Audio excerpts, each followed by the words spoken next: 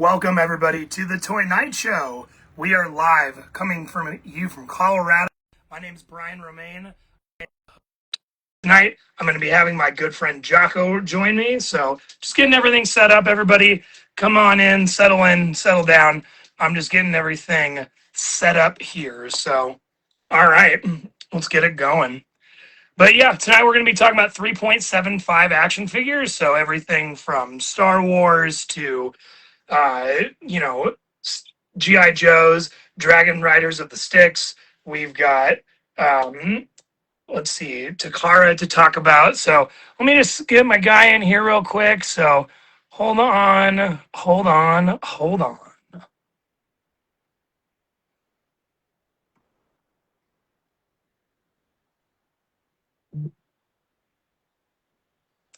Let me know where everybody is viewing from, where everybody's going to be hanging out.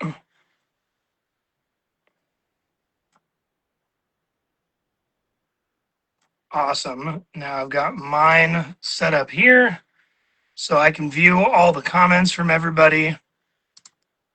Beautiful, beautiful, beautiful, beautiful. Hey, what's up, Giaco? So yeah, let me just see how I can get you. I sent the invite, so let's see if we can get you in here as well. What up, Ben? What up, Ben? Let's see.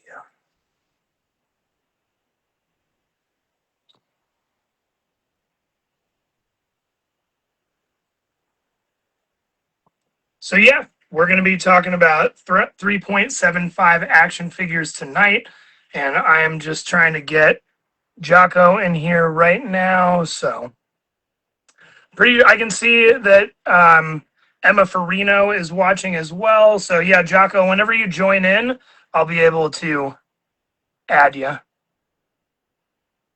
And I know I sent the request in there as well. So hey, what's up, Alex? Oh, no worries, Giaco. Yeah, I think I've honestly learned that the phone seems to be the easiest tool to use versus the laptop. I don't know why. So that's why I'll use my laptop just in the background to view comments now, and just use my phone to be able to add people in and use it.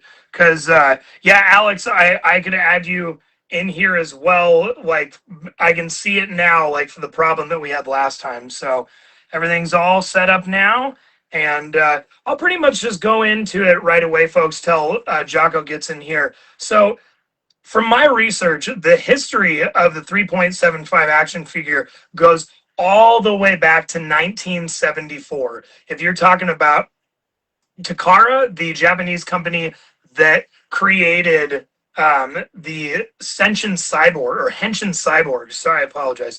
And they were in a like a oil crisis, from what I understood, as far as it costing this much production value in oil to make certain toys. So there he is. Yo, hey, what's up? What up, buddy? There he is. All right, I love this. This is all connected. This is great. This is great. This is great.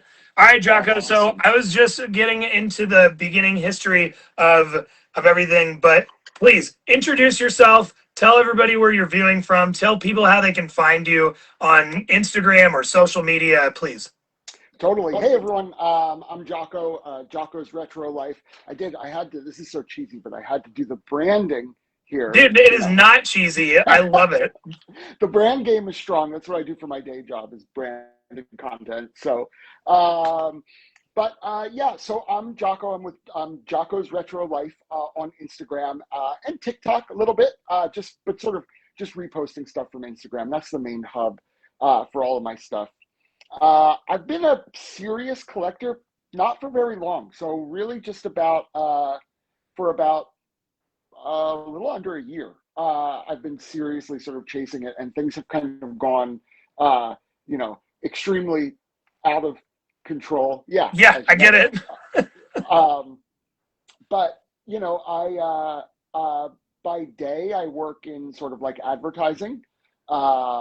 And by night, I'm a toy collector, toy hunter, calling in from Brooklyn, New York.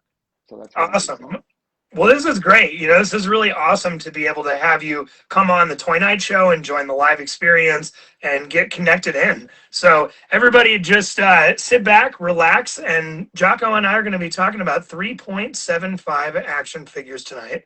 So, as I was talking about before, from my research, the company Takara, who created the Henshin Cyborgs, they were in a what was called an oil crisis in the 70s, as far as that much oil taking to produce the machines that made the toys. So to save money, they scaled it down to 3.75 action figures. And in 74, that was around the time where you got introduced to that style of action figure.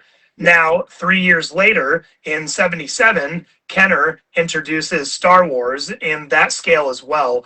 And the boom kind of rolls off from there because, I mean, we're going to get into it, guys, but right now, let's kind of just stick into this era of that beginning phase of, Star Wars, and then we'll creep into G.I. Joe, which I know is Jocko's field of research at the moment. Yeah, totally.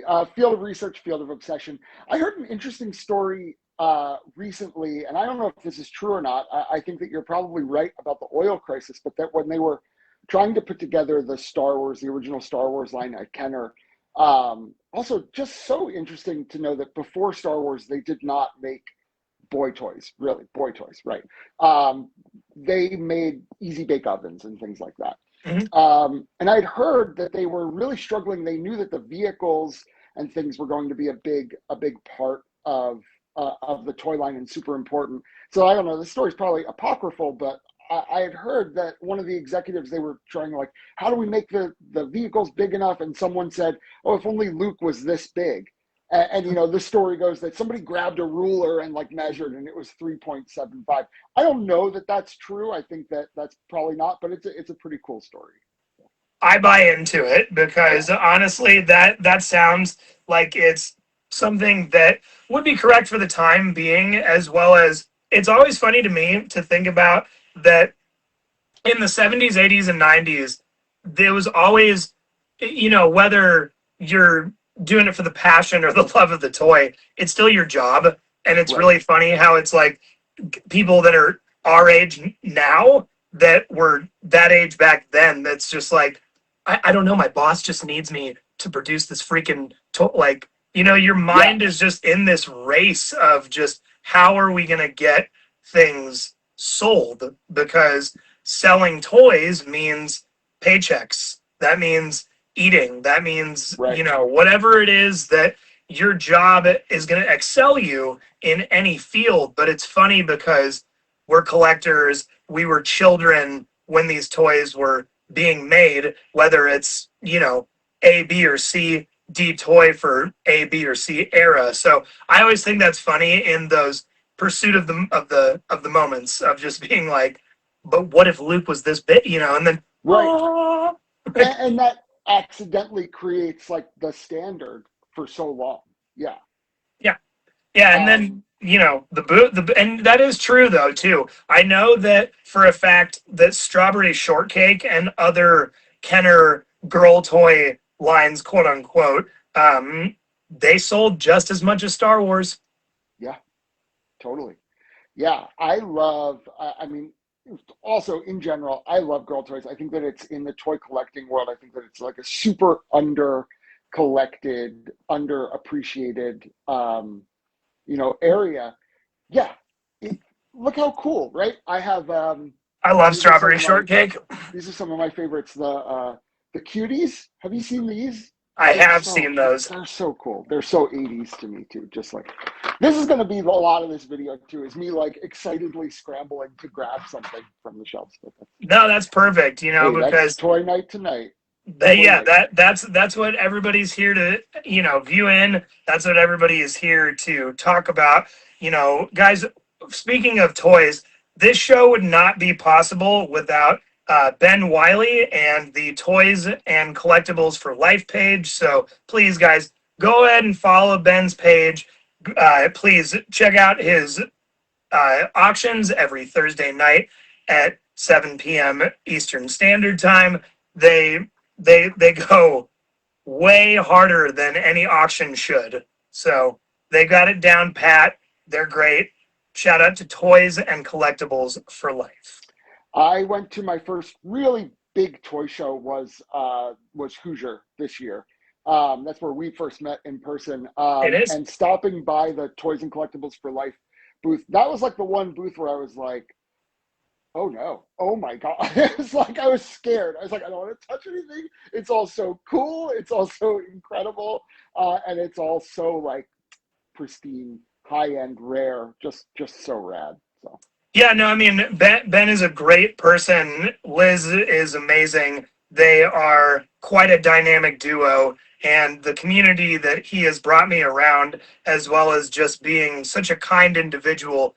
And yes, let's not forget the amount of heat that Ben witnesses and is around and curates. He is a true curator of real collectibles and amazing pieces. So yeah. shout out to what they're doing for the community as well, and just leading by example.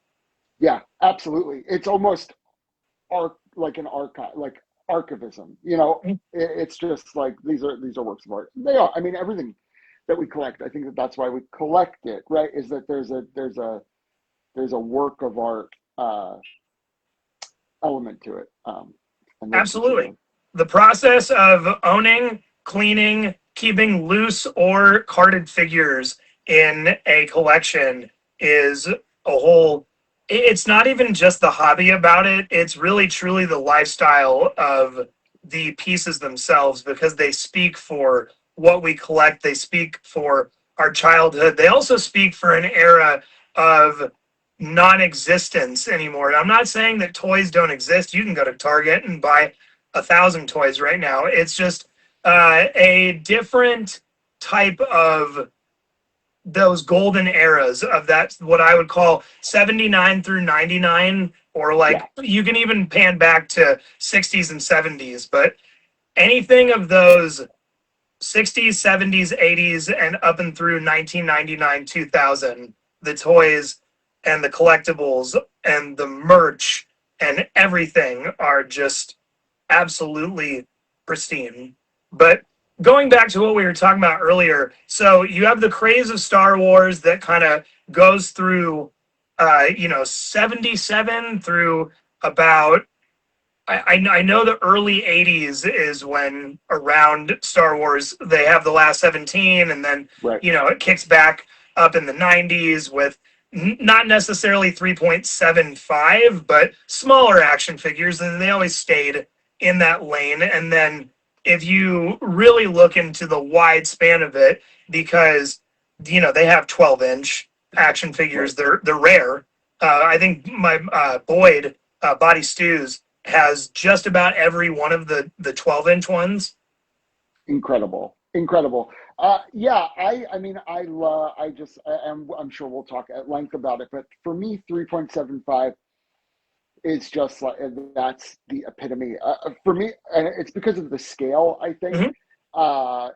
that's why I love this size of toy. You can cram so many on a shelf, and I'll show off my Joe, scene here shortly, but it's you know when I look at, and I didn't grow up with 3.75, so maybe to talk about the fact that I love it, like my toy journey growing up, what I actually played with might be an interesting sort of lead in. I feel like, so I'm 39, and I feel like I followed probably almost everybody who is like exactly my age. There's this trajectory of, when I was really little, I had Ghostbusters toys, like tons and tons of Ghostbusters. Then I grew out of those and got into Turtles. Then I grew out of those and got into the 90s Star Wars figures. So the orange backed and the green, Power of the Force figures, which have never risen in value, which is really interesting, have never grown. You can still buy like carded lots on eBay for like, $30 for a whole bunch of them. But they're a little bit bigger. And it wasn't until I've gotten back gotten truly into toy collecting now, that I've really realized the beauty, I think, of the 3.75. That's a good sentiment. I mean, it's very true in that sense of the collectability of it. Whether you're gonna, because even on card, they're pretty small, Yes, and they're flat. So like yes, they really do pack in quite nicely. And I've always admired GI Joe or Kenner early Star Wars card backs when you see them in pristine condition because they really knew what they were doing as far as like it's not too big. It stacks well, and all of the art that they packed into it in one little card back is quite astonishing. yeah. When I was a kid, I actually played with the. Um, Now, my buddy Spruge kind of educated me on this, being such a Joe guy, is that even though they were made with the same tooling and uh, parts that be, the Mortal Kombat and Street Fighter style of GI Joe action figures. I played with the Mortal Kombat ones. I Mm, still have uh, Reptile's boat in the other room. I'm still searching incredible. for Reptile and a couple of the other because I really do like the Mortal Kombat GI Joe, quote unquote, figures. But he was telling me that like, pretty avid, serious Joe collectors. It's not that they poo poo on them. It's just that they don't recognize them as GI Joes as you would like when they made the Fridge or Sergeant Slaughter or some of these Right. other figures that were like actually in the cartoon or had some sort of animated association with GI Joe. I still found it quite educational because didn't sour me or yuck my yum.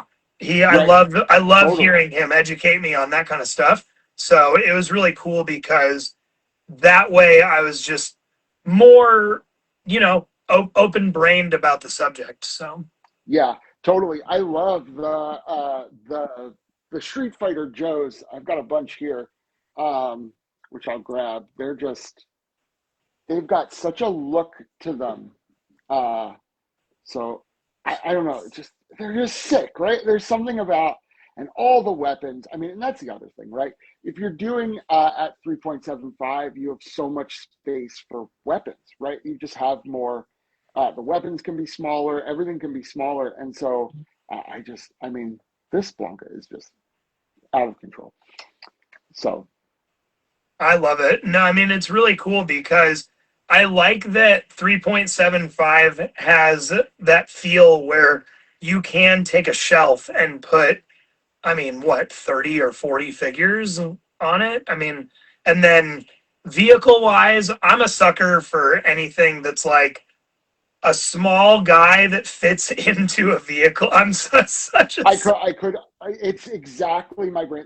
I'll do the shelf tour now. I think it's time. please. Everyone has been patient. So this is why I do love them so much is that you do get this sense of scale, and I've sort of been able to break them up between Joe and so so here we go, right? And there's just this total. You can paint such a scene. I'm doing this backwards, so apologies if this is. But like you were saying, like even you know, there's a there's our little guy in you know in the tank. It's Yeah. just yeah. No, I'm a big fan of like the era of that kind of you know the cockpits and the little windows where you're being able to lift them in and like that's why I also love like just some of those the crazy 90s joes, the ones that are like the Tiger Force and the Eco Warriors Yeah, and the super loud 90s colors ones because the vehicles are insane. absolutely bonkers. Yeah, VHS Crypt was sold recently. I don't know if you saw this on his Instagram page. A playset for the Eco Warriors that was like huge and neon green and full of pipes and things. And I didn't even know that that was part of it. But the card art too on these are crazy. Let me grab one for you. I only have a few carded, and this is actually a question I have for you is, where do you fall on the carded versus loose? But this is the like Oh wow. this artwork is so rad for the Eco and the Mega Marines, which came with that like silly putty. Oh, okay, yeah. No, Yeah, what would you even use that for? Like making you molds would of the make web? bio armor, so you would literally smush it all around him, and then there's a little mold here that you would press on, and then he would So have silly so putty armor. innovative. Yeah. But yeah, to answer your question, I when I started collecting seriously a couple years ago, I was, you know, loose figures were always kind of the move because it's like, if you're gonna collect, I mean, there's something in that weird human consumerism brain of getting more. Yes, I a mean, hundred I percent. don't know what it is, whatever it is with a collector, where I guess there's two sides of the coin because I really love the fact that loose figures can be put on, and please let us know in the comments what you guys think as well Yeah, about loose versus carded.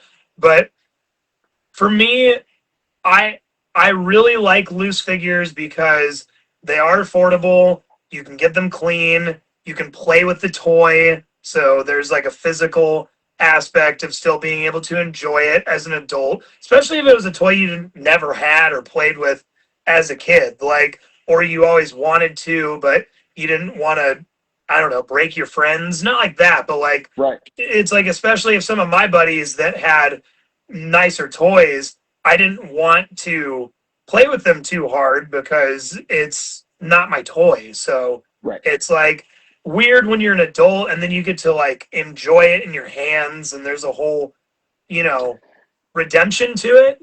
A But hundred percent. I will say that as time has gone on, I do see myself trying to not necessarily bargain in my own head, but I'm trying to like look at it as like, oh, but if I had like display cases and other things that were able to properly display cards, especially because those mint on card guys, the guys that are making the 3D print, the mock Oh frames, yeah. I think is what they're called.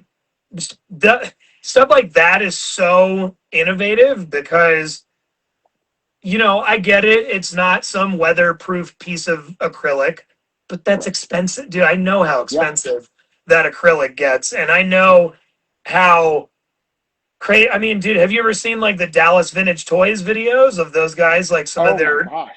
a It's picture of that was like your collection. You have a right. bunch of graded toys, or you have a bunch of toys that are in acrylic and other things like that. You still got to pay bills and eat food and like be a regular person. But I will say, just to like answer the core of the question, it's interesting because when I first started collecting, I thought I would never get into carded stuff, Hmm. but here I am a couple years later, being like, it might be pretty dope. Yeah, that's so interesting. I'm sort of the coming around the other way. When I first started collecting, I thought, yes, let's get some Joes, let's get some of these things I'm interested in. Also, was just an omnivore collector. Like whatever I could Good find, term. I wanted to grab it. If it was cool and old, there was a place on the shelf. Shelf space here in Brooklyn is very short, it's very limited. And so I do now I find myself being more choosy. I also run claim sales. So there's a lot of sort of moving things around, basically selling toys for toy money. But I thought that like, carded is the pinnacle. You see it at a show, it seems like a good price, you can afford it, grab it. Now though, I love the way that they all look out and posed and on their little, clear stands so that, he can be looking like he's jumping if I wanted him to, or really in the action. And I think I'm moving away from carded because of that. For space. Ask me again if I ever get a whole house and not the top floor of a brownstone, right? But this is like you know, for now, I think that loose is the way to go for me. No, yeah, that's a super fair point. Just because I have realized in the last couple of years that for me, my collecting has even shifted in a direction of more first and earlier wave representation, as far as Mm-hmm. like, I like the line. Okay, let's just kind of focus on the first couple of figures that came out in the line, maybe a playset, because my favorite way to display figures is on a playset. Oh, It's just cool. kind of Yeah. like a weird itch that I scratch that I just really like, because I really only had a couple of play sets as a kid. The Fisher Price's Greatest Adventures. So Oh, like so cool. that, like the fact that they're such a, they're not 3.75, but they are a smaller toy that Right. are some of the hardiest toys I've ever played. Like, you could literally chuck those outside against a tree and they're not gonna break, because their accessories and their weapons, they're all part of a mold. Everything's part of the mold. So it's pretty cool. I loved the Robin Hood and the knights and the castles and all of the other stuff that they had. So it's it's stuff like that that are like the core memories of smaller toys, along with like what I was saying with Mortal Kombat, Yeah. Joe style, and a couple of other things. But it's really interesting because now that I collect toys as just a hobby and I'm a part of it, it's really funny how you're right. Like, being able to store all of them on their stands and like be able to. Here's the other thing too: is I take pictures of my toys. I photograph them outside because I'm inspired by the commercials that we grew up with. Totally. So that's kind of a whole thing where it's like, if to give it a full circle picture, if I can even sounds so insane, but I've seen it done. Even if I collect the same figure carded and loose, I kind of like that. I kind of like having the representation of being like, yeah, no, I've got Donatello on card, but I've also got him right here loose. Yeah. That makes perfect sense to me because it's like here are two. I don't know. Here, this is a specimen, right? There is the untouched, and then if you want, here's how you can take a 360 view of this figure. Yeah, that makes a lot of sense to me. Yeah, because like I've really boiled it down to the fact that over the last couple of years, I have had real talks with myself in said mirror about what I collect and not being mimic and not collecting other things because other people have collected them. Influence is one thing. Your homies like influencing you to collect stuff, especially when you become friends with them in the community, Oh, is one totally. thing.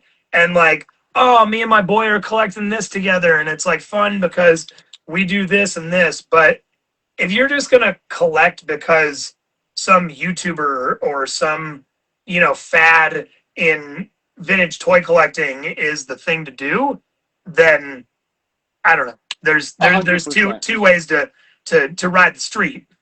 Yeah, 100%. And I feel like what you're the first case that you're describing is just it's inspiration, right? Like you are, you follow someone, you're buddies with someone, and you see stuff that they're collecting, and it's like, oh, I'd never thought about these toys this way, or seeing how much they mean to this person makes me wonder, could they mean something to me, right? That's inspiration, and that's totally different from being like, okay, everybody collects whatever, right? Mad balls, which are great, which are awesome and totally rad, and for the gross out gang, like that's totally the deal. But if you're into Mad Balls because that's what everyone's really hot for, unless you're selling, then you're not. Nobody has unlimited funds, right? And so you have to, and the same could be said for Joe's, right? If you're like a diehard Madball guy, but then you see, oh, Giaco collects Joe's, that must mean I should collect Joe's. I doubt that I'm that inspirational, but influential. But no matter what the toy line is, I think that if you're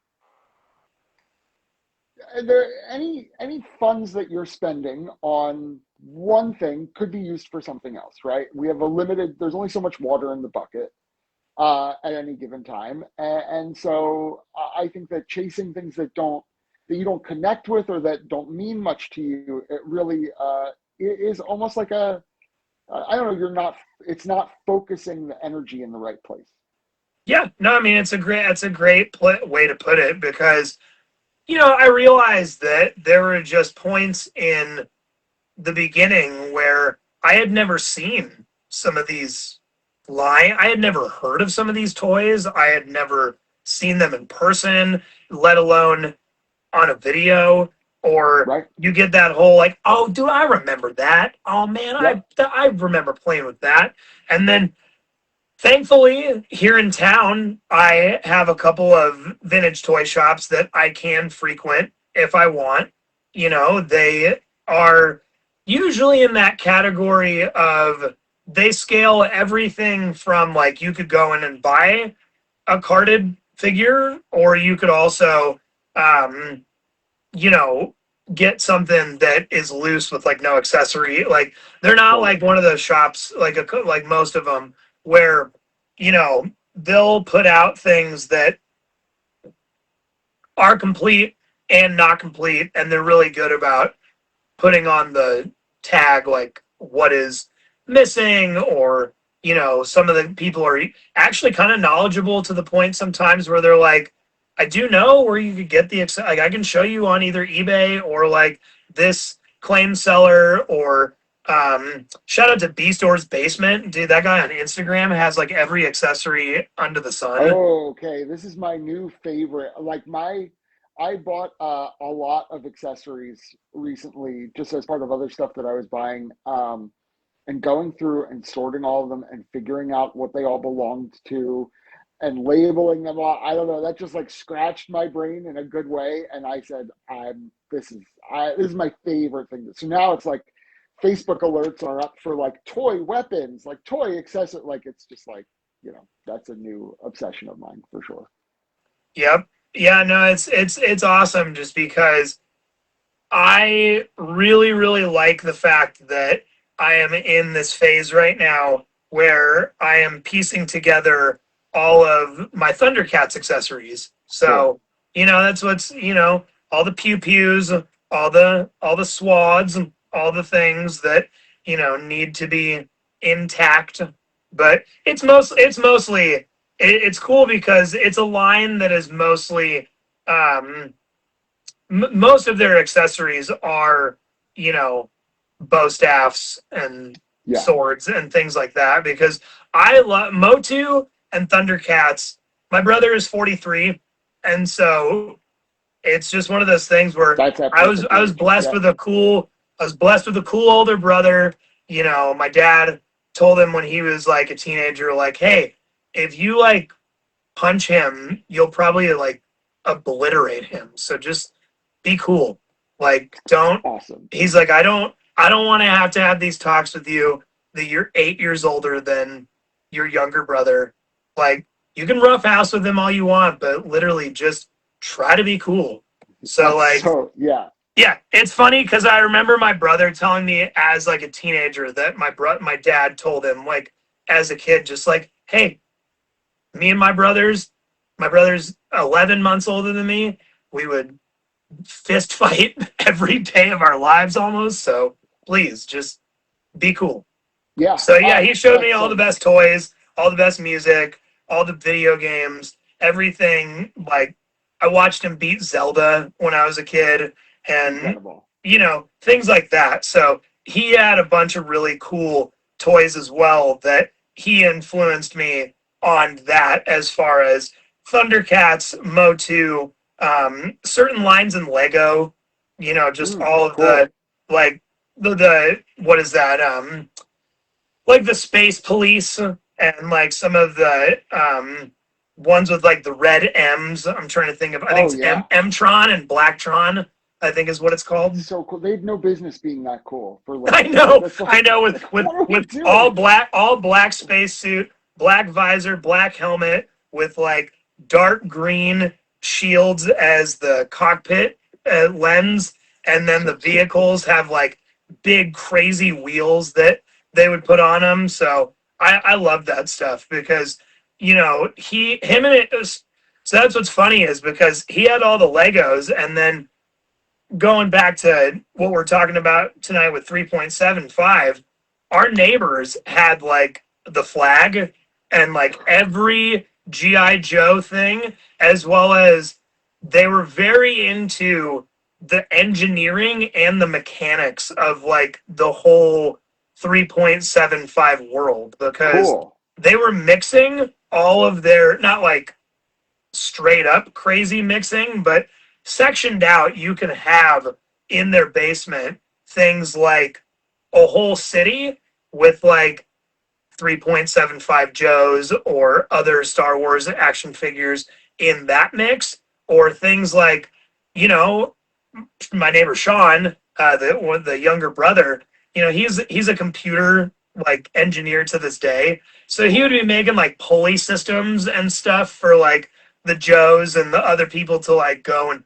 travel across to get to the flag and stuff like that. So it was always a spectacle to go in their basement and either play with that or the one time that I played Sega Dreamcast, which was in their Uh, basement. the best. Oh my god. That's I could talk forever about a Dreamcast. I won a Dreamcast in a contest online when it first came out. So that was like it's a very special. Like, I don't That's know. actually super cool. Yeah. No, that's Um, awesome. but yeah, I think that I also love scenery settings. I mean, that's part of why I think I'm also so drawn to 3.75 is that I also love to create terrain and things on the side, aside from collecting toys and aside from working in advertising.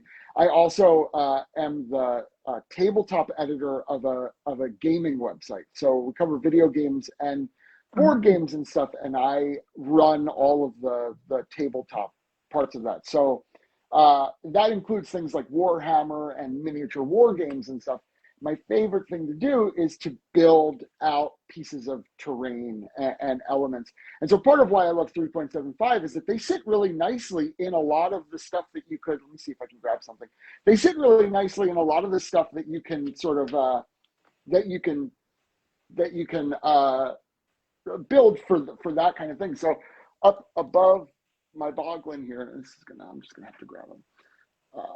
The other joints are like perfect. Oh yeah. Um, but so like there's like this kind of stuff which I love to Oh make, wow. and it can rest really really nicely within it. I'm gonna have to carefully put my boglin down. Um, but yeah, I just love and working with things like resin and things like that to create these water effects. And then if you were to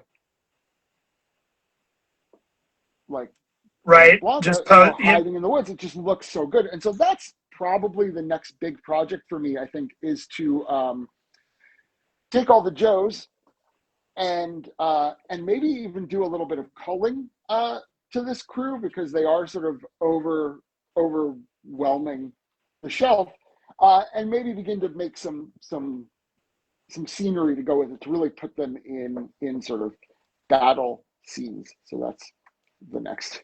I love that. I mean, that's honestly, again, that is like kind of the core inspiration of what keeps me collecting is watching those old commercials.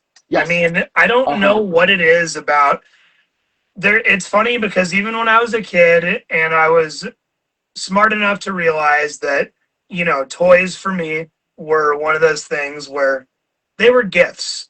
They were for the holidays. They were not something like some of the kids in my neighborhood just got on a drop of a dime, or just because they asked for it, or like Right. they saw the Could commercial you and they ran. imagine? That was not Oh, our story growing up. no, no, no. It's like it's funny to think about. Like I only had like one friend growing up who was a great kid. This wasn't like he was some jerk, but they just had it like that, where it was like, see a commercial and was like, "Hey, mom, I saw this. It's super cool." And it's like, Right. okay, let's go out and get it. And it's like, bless their hearts. But my point is just, I knew that I got what I got, and it came when it came. And what really kept me going was watching those commercials. Like, Yeah. what was Totally. what really had some weird thing in the back of my brain that was able to like accept that was like, yeah, I get it. Each is sold freaking separately. Okay, I know. Right. Collect them all if I can. It's like, Some you know, assembly required, I knew was for whatever reason, and you just unlocked this memory for me. This is why I love this is why I love toys, right? Because you never know what's going to uncrack, something from the vaults. When a toy commercial said some assembly required or adult supervision required, I knew whether I don't know if this was said to me explicitly or not, but I knew that that meant that I was not ever going to get that toy. My parents were incredible, so supportive, really fun, but not.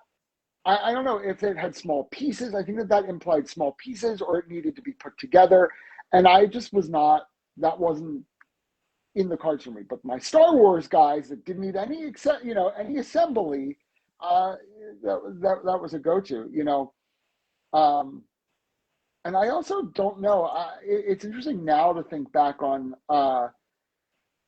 I just it was all it all blurred together, right? Like you were saying with all the different 3.5s, it was, I had my Star Wars guys, and I never collected Joes, which is interesting because going back to what you were saying about the commercials, I think that the Joes had the best commercials, or some of the best commercials. They were so evocative. They made you feel like there was truly like a whole battle going on.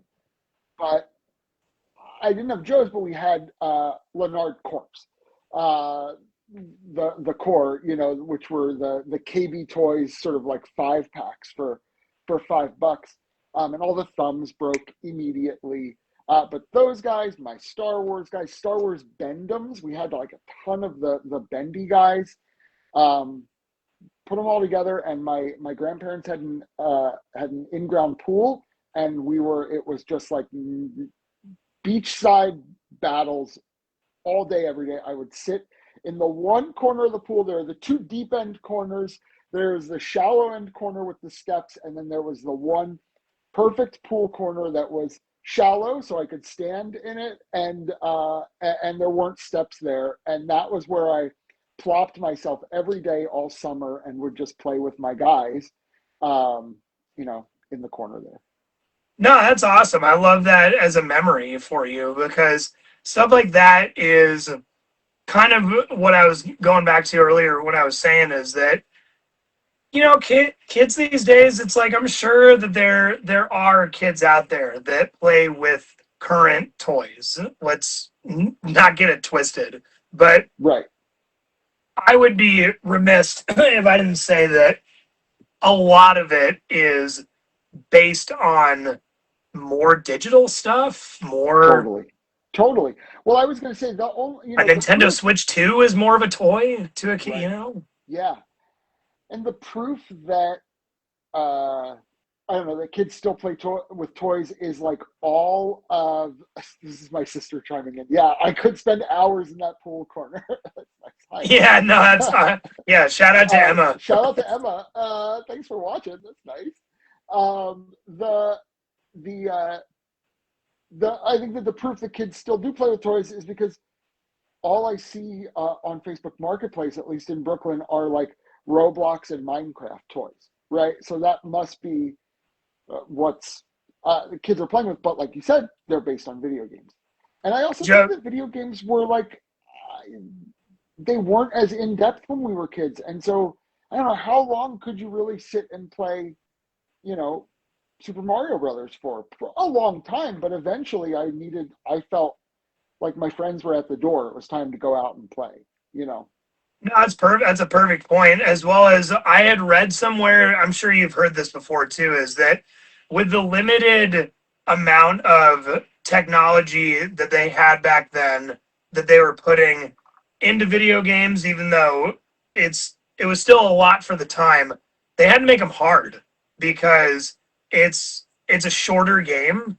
It's Right? not something that so like you don't want a kid to beat it really quickly and then, that's why Mega Man and all those games are incredibly difficult because they wanted you to actually spend hours of time trying to beat them. But you're right. Our era was, yeah, nobody's around. Okay, I've got the Super Nintendo fired up, play some Donkey Kong. And then I was before just you gonna knew it, say I played more Donkey Kong before school than any other time. You know, Donkey Kong Country was like a snow day or like before school. yeah, and then before you know it, in the '90s, yeah, knock, knock, knock, ding dong. Can Giaco, can Brian come out and play? Like, Yeah. yeah, dude, like, let's go.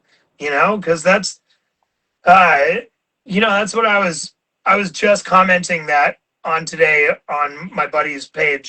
Shout out to Eric's Retro World.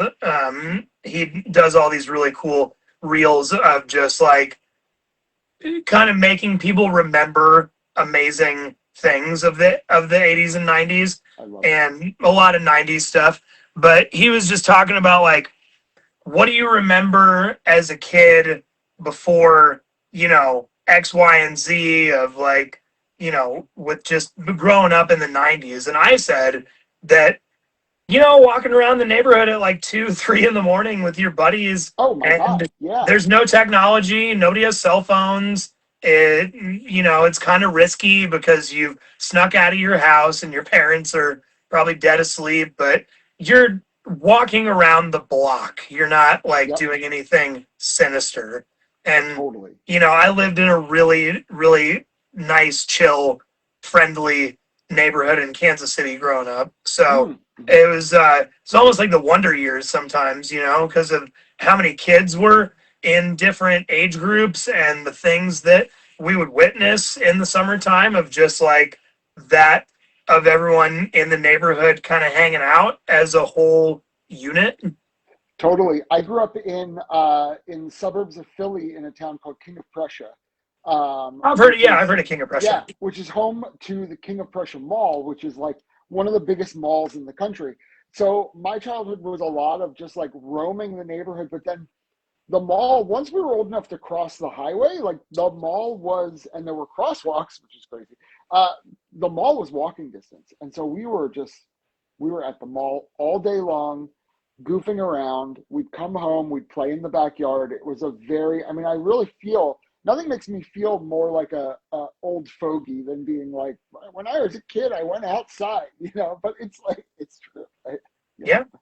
No, and it's interesting too because uh, going back to what we were talking about, just with like you were saying on Facebook Marketplace with like Roblox toys and things being available. I was joking with my buddy a few weeks ago because his son is getting older now, but one of his like main things that he played with forever, and his little brother is still a baby now, so he's going to be playing with those probably for a while. But is Paw Patrol. And Mm. my nephew was really into that when he was like a little kid, and he's 12 now. But it's like funny to me because I'm wondering if there's ever going to be a 35-year-old version of that guy that has like a DTOF of Paw Patrol and Roblox and all the other physical, tangible toys from now. Or, there's a lot like my buddy Brandon, he goes by Gnarly. Shout out to he owns the Gnarly Toy Box here in Colorado and Denver. But his son is like I think has every single piece from Origins.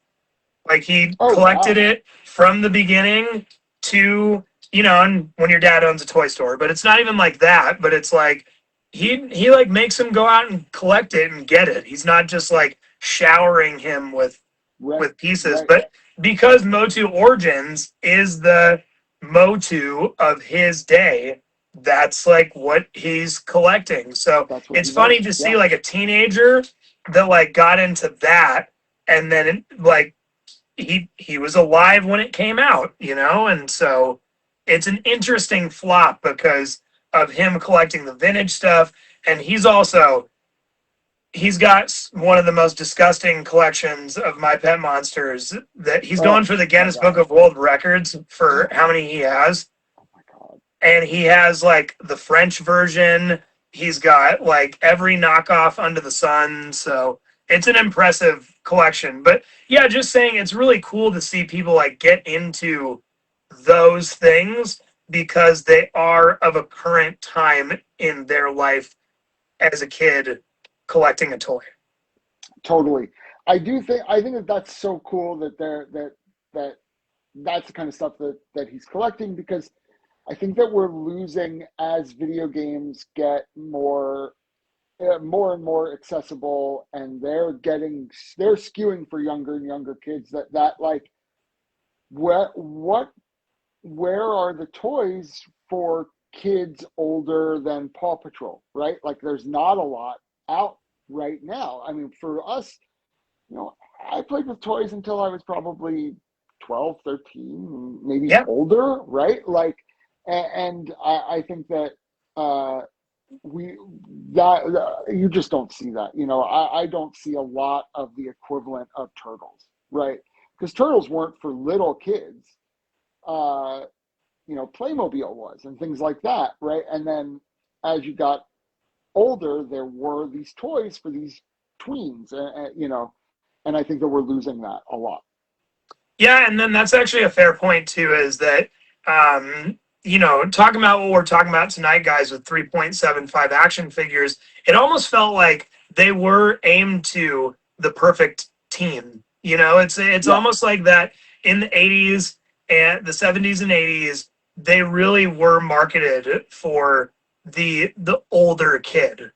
You yes, know, the kid that was like gonna play with the toy, but he was also gonna like accessorize it and really create this whole thing where, you know, it's not that they're not associating cartoons with toys or movies with toys. I'm not going to spoil anything, but I went and saw the Masters of the Universe movie last oh, I night, haven't seen it yet. and Cool. I think it's great that they have a $10 figure for children. I think it's great that they have the $27 figure for collectors, and then it Yep. kind of keeps going up and up with the likenesses of the actors or the however they're, you know, classifying those collecting pieces for the adults and the pixel dans of the world. Right, But you right. know, it's cool because it's bringing back this accessibility for kids, as well as I think it's great that they're exploring this whole thing with like butterfly joints so that the, you know, you can pull his sword out So and just cool. like give the kid the power to have the power that we felt when we played with toys, where you make them do the thing that they do in the show or the movie, and you feel the connection and you feel the, you know, whatever that magic is that A hundred playing with percent. toys gives you. And that's like why the O-ring was so innovative, I think, because like Yeah, let's you're talk about the looking O at, ring. I mean, this was, I'll compare it to, compared to a Star Wars, right? To a Star Wars figure that didn't have the O-ring. Um, Oh yeah, I guess I didn't even think about that, huh? right. So 3.75 without the O-ring, you've got, very limited articulation. They usually just had the leg articulation and the What a great arms. 3PO. It's pretty crispy, right? This is from Yeah, Steel City Flashbacks. dude, shout out to Sean. The Shout best. out, Sean's the best. shout. What a gem. I What a just gem.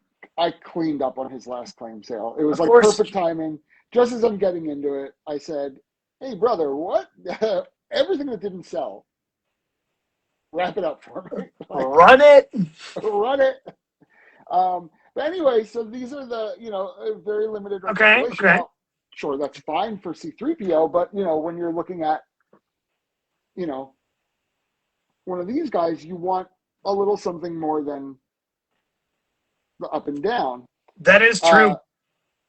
and then you get a Joe comes into the scene, especially after the first wave, which had very similar articulation from that. And you've got the elbows, you've got, this is just the difference that the O-ring, there it is, makes in the posability is just, it's shocking, really.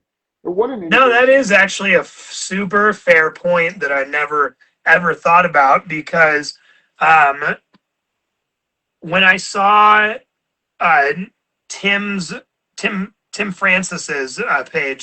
Shout out to Tim Talks Toys, the Mm-hmm. co-host of Hoosier Collecticon. He's the guy that hosts it with Froggy, and he's a great guy. But yeah, he had his whole display of Star Wars out because I think he had like done some cleaning up on some stands and some other pieces for some of the ships and some of the floorboarding and Mm. stuff.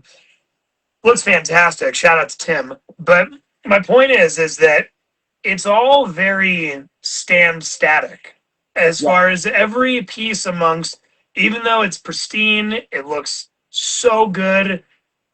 My point is just that that's what they do is they stand on stands, yep, you know, where you're talking about a Joe, you could literally pose him in his knee and, crouching down, getting, his pew pew and just getting yep, everything set up. And yeah, that's awesome because I think that brings a whole new element to when kids back then were playing with them, where they are at the pool at their grandparents' house. They are outside. They are bringing the toy to a place that's not just in the sealed house, which I yeah, think is a whole new, thing with toyetic that just kind of brings it to a new level. totally. Yeah, I love it. Yeah, and then so as we lead into the 81, 82 era, you've got GI Joe that comes out, but then we've got a new love that you've been sinking your teeth into, which is Dragon Riders of the Sticks.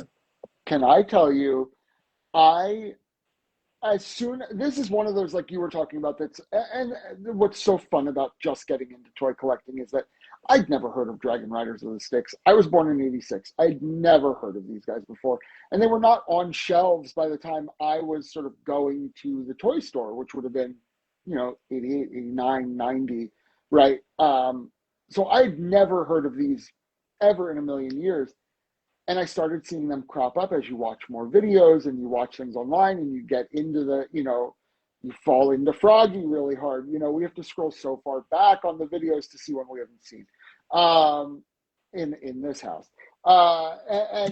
Seeing that kind of stuff, it's just like Dragon Riders is my perfect toy, I think, because it's 3.75 and it just looks so goofy, like so doofy. I feel like that's what I really am drawn toward. I mean, these are, I only want Joes that look ridiculous, right?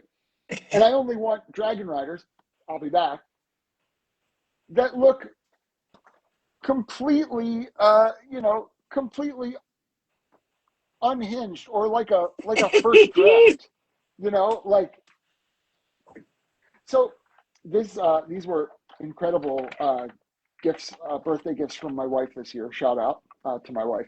But I mean, come on. Like They are so perfect. this dragon looks like it looks ridiculous, right? If you would see this in a bin, you would say, "What? This is a piece of That trash." is true. That is true. That is Piece of true. Like art. what the heck is that? What Yeah. am I looking at? My all-time favorite action figure is That's this such a wizard. sick wizard. Well, I mean, it's just He's it's perfect. He's completely perfect in every way. he's perfect in every way. I'm a big primary color guy in general too. I Sure. love big, bold, bright primary colors. So the fact that he's rocking, reds and yellows and blues and, this purple cape and the little blue boots, it's so, you know what it is to me? It's so first draft. I love that about it. It's like, make a wizard. Sure, here you go. Like, this is like, I don't know. There's something about it that feels very like first thought, best thought. Yeah, no, and then from what I understand, Dragon Riders of the Styx was sort of the answer to the hype craze that LJN created with Dungeons and Dragons.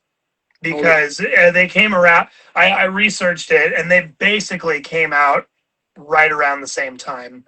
You have like 81 through 83 where they're really crazy because the 3.75 is just a boom at this point. The scale is working in every aspect. I mean, you're even saying that at KB Toys they had packs of $5 guys where it's all 3.75. Yes, the mechanics are trash, but at the same rate, they work. And they work. Yeah, they're still guys. They can still fall into the pool. What's super funny is you may have this this superpower as well, but I have a couple of buddies, including VHS Crypt and Ben, who's in the chats tonight. Ben Wiley, shout out to Toys and Collectibles for Life and VHS Crypt, our boy Chris. But they can literally like hold and like rub like a pew pew or a sword or some sort of small scale weaponry, and they could be like, yeah, that's either like repro, real, or that's the piece that I need. Yes, 100%. That's a working with something enough. I think that it just gets soaked in. I don't think that I could pick it out of a lineup, but I've now handled so many Joes and so many Joe accessories that if a gun had a certain different kind of give, I think I would know immediately. That's fake. But no, just for all intended purposes. Oh, but yes, you're good. You're good. But it's one of those things where it's really crazy that you can, especially with all the accessories you just picked up, you were able to kind of get a big education with that as well. So that's pretty cool though, because that's super helpful in just the future when you're out and about in the wild and you're able to pick all that kind of stuff out and be able to really get that into the hemisphere. Yeah.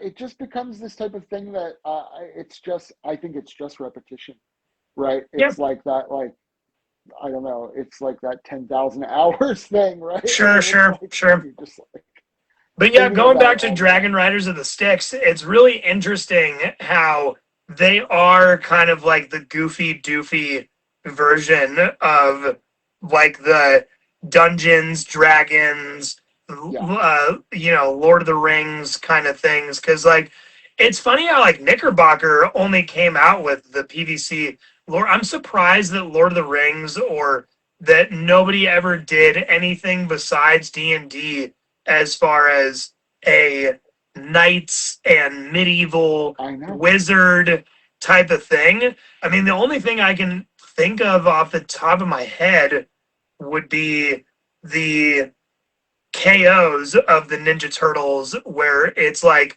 D&D and Turtles smashed together. Have you ever seen those? So cool. Yeah. The heroes of the fighting world. Yes. Oh my God.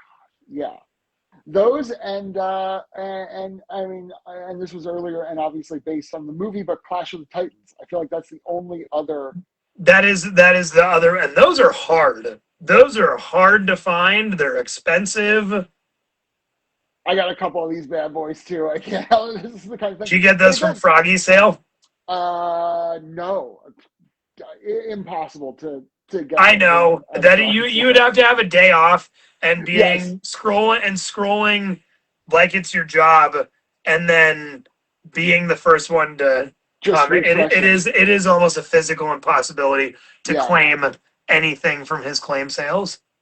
But again, even the the Clash of the Titans, that it's the same sort of vibe of uh, what am I looking at here? Like, this is great. This Right, is right.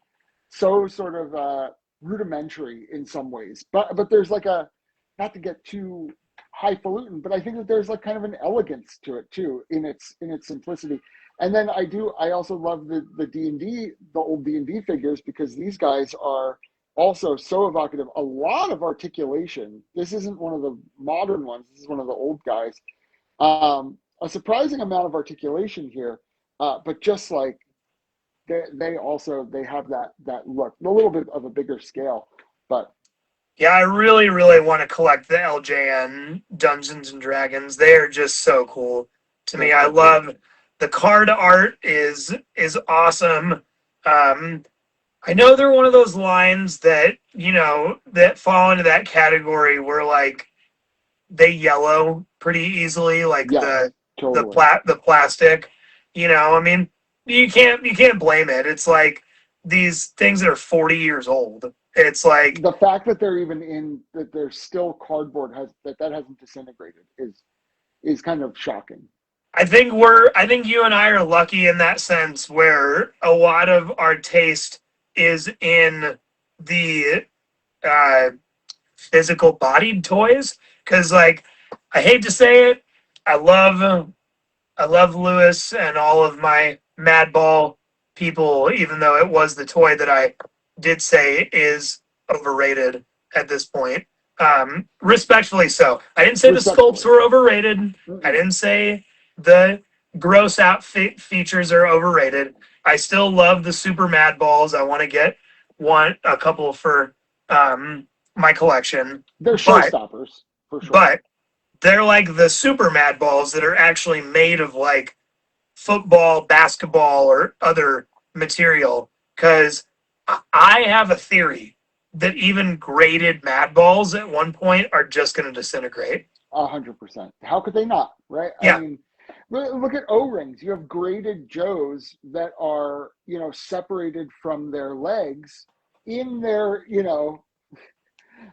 85s, because the O-ring disintegrated because it was, rubber, and Yeah, no, it I've doesn't heard last that very from long. Toy Federation from a couple of videos that Ryan and those guys have put out in South Carolina. Is that it's like Oh yeah, love them. it's a graded Joe. It's in the thing, but somehow they can tell that, and it's like probably not going to move or be jostled unless you were to drop it, I guess. Right. But yeah, that's got to be kind of a nightmare. Is thinking that some guy that has one loose is in a better condition because it was played with or replaced Yeah. or I don't know what that is about shoes and toys where if you don't wear them or play with them or use them, there are people out there that are like, DJ Khaled, your shoes are disintegrating. You need to stop buying thousands of pairs of them. Yeah, Where, totally. same thing probably with some toys. And that's the best. I mean, that's one of the things I love about Joe's. I am if you, I guess I'm sure this is the same with a lot of different toys. I know Motu, I'm sure, is this way too. It's a little trickier, but like once I learned how to replace O-rings, I felt like the world was open to me. I love replacing O-rings. It's the easiest thing in the world to do. Once I learned how to do that, now I'm like looking at eBay lots of like Joe parts, and I'm like, let's go, baby. It's so. That's nuts. That's actually super smart to do it that way, as well as yeah. I've seen a ton of people. I have a spike ore that I need to learn how to do that because I got him broken. He's infamously waist is broken, like the band, not the actual toy. Right. But yeah, no, that's super smart. Those bands are tougher, right? You have to. It's like a whole YouTube video. Yeah, totally. but yeah, I just I love I think that it's so there. It's also nice to, I don't know, it's cool to just take stuff apart and see how it all got see how it all comes back together. It's really that's a very satisfying element to the hobby that I wasn't expecting when I first got into it. Right. Shout out to my boy Mike joining the end ish of the stream. It's really great because with this platform, we're kind of able to go as long as the conversation takes us. You know, it's Yeah. really nice to be able to have the live element of people hopping in. I can see all the comments strolling in, and it's a great conversation. Mike, we're talking about 3.75 action figures. Giaco and I have been kind of buttering over Dragon Riders of the Sticks. Oh And, yeah. Mike was with me in Chicago with the whole crew out at the Kane County Toy Show. Oh, And we were all amazing. joking that, shout out to my boy Cruz, Cruz and Retro. We were joking about going up to vendors and being like, okay, I've got the dragons, I've got the riders. Can I just buy the sticks? I just give me the sticks. I like that a lot. Yeah, I just want the STYX, like whatever they are. Is the stick like? Please explain to me what the sticks are. Oh So my God. yeah, we were just joking all weekend about that, and just not joking, but realizing how darn expensive they are. You know, they definitely run into that line of it's small. You know, it's not a big Yep. line, and they only have like a couple of vehicles. I don't even think there's a playset. Um, No. we did see though at a toy shop in the Illinois area when Toy Creed. Shout out to our boy Chris from Toy Creed. Took us to a couple of spots. Cruz picked up. I don't. The name is leaving me because it really was like a off brand, but worked with the scale as far as it was like a playset that's cardboard that you like put together kind of like piece Cool. and piece, and like had like harder surfaces where the some of the figures could stand or stand around, and it was a very very Dungeons and Dragon Riders of the Stick um like thing, and it was like a couple boxed sets of these things, and he was like, this is going to go perfect in the shop because somebody will want to buy this to display some of their LJN figures or some of their Oh sticks yeah. figures. Yeah. So That's so cool. Yeah. For Dragon Riders, it's like it's such a small line, so expensive, obviously. Such a small, I mean, I don't think I'll ever find the wings for this guy. That's fine, right? I'm really just in it for this dead-eyed stare of his. And maybe like the someday Loch we'll Ness figure out, monster. truly, and maybe someday we'll figure out how to get the electronics working again. Sure, sure. But there's not a lot, right? There's not a lot of vehicles. That's like a vehicle, I guess, kind of. There's not a lot of vehicles. There's no playsets. But then there are these weird, you can see online sometimes, there are these weird, like miniature playsets with little plastic guys, like the little, like army men, basically. Okay. But they were like little, like goblins and monsters, and they were all branded and barbarians and stuff. They were branded Dragon Riders of the Sticks, but totally different, army guy scale, totally different size. Very weird line. I definitely want to learn. I want to dig into the history there for sure. Right. No, I think it would be really cool to see just you create some sort of thing for the Dragon Riders, like some sort of scene where they can stand, or I just would be interested to see where your brain would go with I'm something on it. medieval like that. I think that'd be really cool. Challenge accepted. Perfect. Thank you. Yeah, and then I mean, I think it's super interesting to even just go back onto the point where if you think about it, GI Joes are the only ones that came out with elbow and knee jointed figures. Everybody Yeah. else doesn't. Nobody else has the screws or the way that the hands and the like. There's nobody else that's able to hold the accessories like Joe's are. Yeah. And I don't think there's any other line that made accessories like Joe did. And that's what I love. I mean, the posability of them are incredible. To be able to give, a dude his pew pew, to hold with two hands is really cool.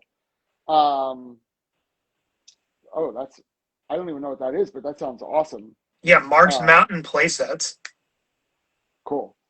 Um, but yeah, that tag it that functionality to be able to hold things in with two hands in different poses. I have a lot of my dudes are on one knee, sort of lining up there with the enemy. It's really dynamic. No, I mean it's definitely one of those things where I think to this day they are kind of the whether you look at the 12-inch or the 3.75, they really took that idea of being able to have an action figure. And like I know Yes, that they are the original people that coined the term because girls were playing with Barbies and dolls and other things in the 70s. And then when they used the same type of scaling but different tooling to make it so that the Joe could actually like lay in the trenches with his pew pew or lay in the thing with his knife or whatever. And so I right. think that's great. I've got a ton of the sorry, fall down.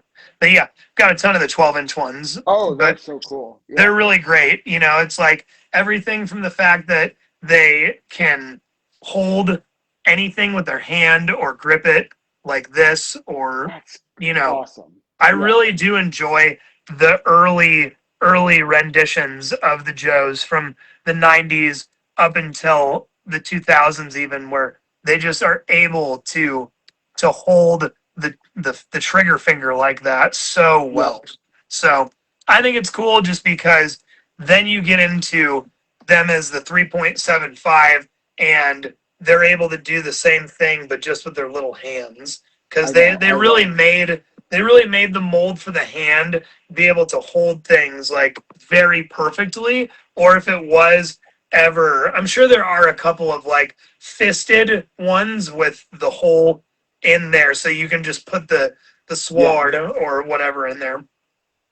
and even like with you know, I I really do think that these are some of the best accessories in the world. But like this dude, he's got skis, which can clip onto his feet, right? So you Mhm. can have him actually skiing. But then he also came, and it's all part of his backpack here. Also came with like what are these called? The little like the shoes with the spikes on them. Like, It's funny that you say that because I have the 12-inch version oh yeah, right here amazing with his with the with skis with in it. with the spikes, and then Oh, he that's even like has like the little the little snow. oh, I love. Oh, Yeah, yeah. so Because that is when it snowed here last, I took some pictures. oh, that's so cool. Yeah, that it's just a level uh, of inviting in sort of imaginative play. I think that you don't that that you miss if you miss that sort of these certain points of articulation, and that Right. comes naturally with the size. Yeah, Yes, Mike. We know X-Men for life. X-Men for life, Yes, we know. We know. That's his main. That's his main squeeze. That's his incredible, main toy line that he collects. The man has um, every piece you can imagine from the Toy Biz in the 90s lines. Every 94 variant has got it all. incredible. I had an incredible Toy Biz prototype Hulk uh, that I got from a Toy Biz collector over here, or like an old Toy Biz designer who I met over Facebook Marketplace of all places, and eventually moved that to Chris to VHS Crypt, who moved that along. So a big Toy Biz fan here. It's really they're just very classic looking, very cool. Absolutely. Well, I just wanted to wrap things up tonight and just, give everybody a little bit of a full circle of what we've been talking about tonight, guys. 3.75 action figures. Giaco's been sharing memories with me tonight and being so gracious to just go through his collection and the pieces that, you know, we've been talking about tonight, whether it's been Star Wars, G.I. Joes, Riders of the Sticks, LJN Dungeons and Dragons. They all fit into that beautiful 3.75 action figure sort of realm of history.